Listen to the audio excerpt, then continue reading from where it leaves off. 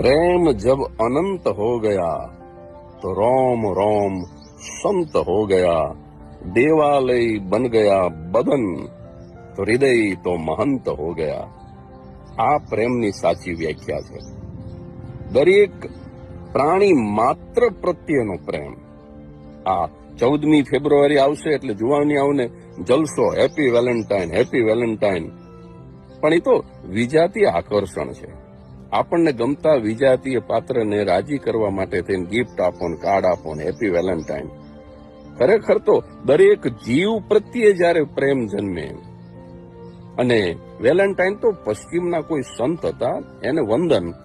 પણ હકીકત તો એવી છે કે પશ્ચિમના સંત કરતા પણ ભારતના બારવટિયાઓના ચારિત્ર પણ ઉજળા હતા. એના કરતા તો આપણા બારવટિયા કાદુ મકરાણી, જોગીદાસ ખુમાણ ઈ વધારે સારું જીવતા હતા. પણ અત્યારે તો આ માહોલ છે.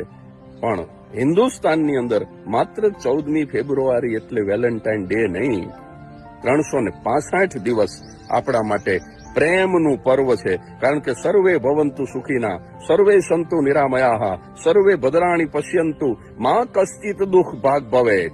આખા વિશ્વના દરેક પ્રાણીનું ભલું ઈચ્છવું, ઈ સાચો વેલેન્ટાઇન ડે છે, એ સાચો પ્રેમ છે.